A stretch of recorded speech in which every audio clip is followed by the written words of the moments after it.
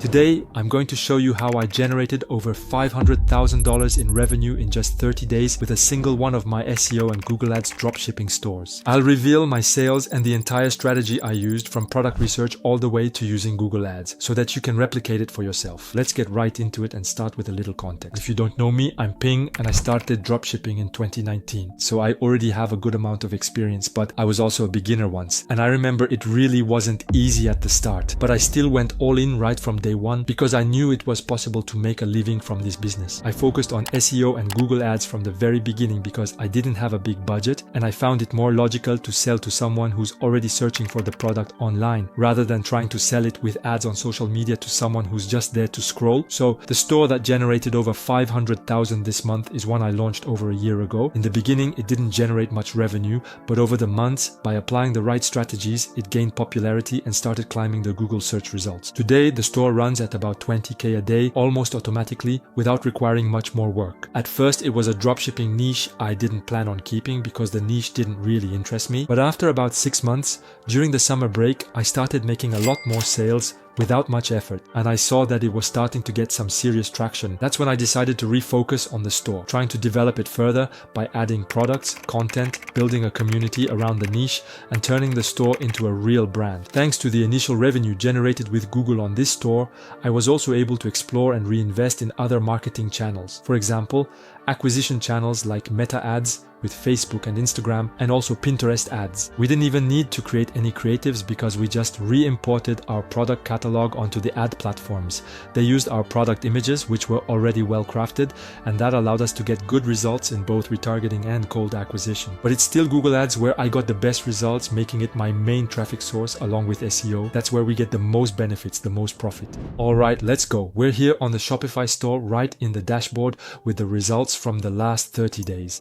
We can see that we've generated almost $520,000 with days over 20K a day, 30K a day, and right now, well, still above 20K a day. And of course, that's going to decrease after Christmas. We're in a peak period right now with an average cart value of around $55, a conversion rate of 2.28%. We can see that the traffic comes mainly from Google. We also have direct traffic that isn't tracked. Here we have Google, and here we also have some from Facebook. So we'll look at the different acquisition channels in more detail later, along with the budget spent. But if we go back, for example, to the results over, say, the last 500 days to show you since the store's creation, we'll see that at the beginning, we started around September, October with 0 sales. Then in November and December, we started advertising and hit 10K right in December. But we weren't super profitable because we spent a lot of budget to get data in Google Ads. Then, in the following months, we dropped back to $6,000, $7,000, $9,000 a month. And it was during the summer that we doubled our revenue to $21,000 and then $18,000. Those were really good months and it hasn't dropped much since. Then, our revenue really took off in November and December. And you'll see with the Google Search Console results that it's pretty consistent with our traffic growth.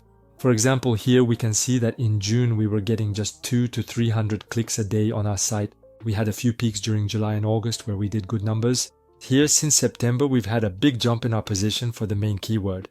And since, well, November, December, it's just kept climbing. We can see that impressions have increased tenfold. Even in terms of clicks, we're at 2,800 when we were at 250 here. So yeah, we've increased our daily traffic tenfold. And if we look at the revenue over the last 30 days that could be generated by SEO, for example, from November 7th to December 7th, we'll see that we've generated almost 60,000 clicks.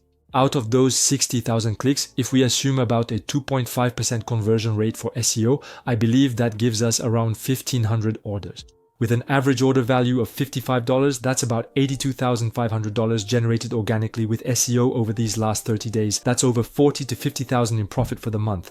Then if we go look at Google Ads, where we spend the most also over the last 30 days, we can see that we spent over $80,000 here. We made over $368,000 in the last 30 days with an overall ROAS of 4.64 on the Google advertising account. In terms of campaign structure, it's not very complicated. Here, we have a search campaign on Google with generally keywords you can use for your main collections, or what I did here instead was focus on branding and competitors' branding, hence the very high ROAS of 8.86. Next, we have a PMax shopping campaign, a PMax without assets that spends over $1,000 a day with very good results, almost a 5 ROAS as well. We have a manual shopping campaign here with slightly more high ticket products, also with a 5 ROAS, but a slightly lower profit here because these are really big products. And that's why I don't set a huge budget either at $200 per day. We have a DSA campaign for search acquisition with much broader queries that we have less control over, which helps discover other opportunities. Here we have a manual shopping campaign on a winning collection, spending over $1,000 per day. We have a ROAS of 3.59 over the last 30 days. A slightly lower ROAS than PMax, but you should know that PMax generally takes credit for easier to get sales. It can even be retargeting sometimes. Whereas here, the manual shopping campaign is really for pure acquisition, targeting keywords that customers are searching for cold sometimes. Right. Next, you should know that what I've put in this manual shopping collection are high potential products, basically winner products that I've excluded from my PMax campaign. I really wanted to focus purely on acquisition for this collection. And it's the same for the high ticket products here. I've excluded them from the PMax campaign. And the PMax campaign includes all the products in the store, and there are a ton of them. And it will try to bid as much as possible to reach its goals. Here I set a target ROAS of 250%, but as you can see, it's doing almost double that. So we're very happy. This is because we're in a peak season, conversions are high, people are spending a lot of money, and so we're super profitable. Now if we look more closely at the last few days, the ROAS has already dropped quite a bit after Black Friday. For example, here on the manual campaign, we're at 2.98, and here for high ticket, we're at less than 2. You see, it's really important to do our analysis over a window of several days, not just the last few, to make our decisions. But after 1 or 2 weeks, you can have enough data to know if you need to exclude certain products, change the way you bid in your campaigns, and so on. Alright, let's go. Here we are on Pinterest, where we also ran some ads. We have a retargeting campaign that's been running for quite a while and is super profitable, targeting our site visitors. For example, we have a ROAS of 37 here. We also did some pure acquisition with a few products, a few pins. We spent 1,300 for a ROAS of 10, generating over 13,000 euros. So it's super profitable. But Pinterest is a bit strange because sales attribution is a bit delayed, it comes in late. So it's hard to make decisions. I had tried to scale to 100 euros a day and saw a super low ROAS. In the end, now as I'm filming this video, I'm looking back at the campaign and we can see that a huge number of sales have been attributed and added to the analytics. So it was a bit hard to make the right decisions at the right time because now we can see it's actually super profitable. Over $30,000 generated just with Pinterest, which is really great. And here we are in the Meta Business Manager on Facebook with a retargeting campaign that's been running for a while, for which we increased our budgets during Q4. As a result, we've spent over 1,700 euros and of course got a very big return on investment, as you can see with a ROAS of 11. Over $20,000, $25,000 also generated just with Meta ads. Overall, we can see that with SEO and CA, we made over $450,000 in revenue. Then here, $50,000 with Meta ads plus Pinterest. And then we also have some direct traffic and some emailing, which allowed us to reach this $520,000 in revenue over these last 30 days. This is an exceptional result for a single store that is barely more than a year old. So now that I've shared all my results with you, I'm going to explain how I was able to achieve these numbers and the strategies I used. First of all, you should know that this is not a single product store.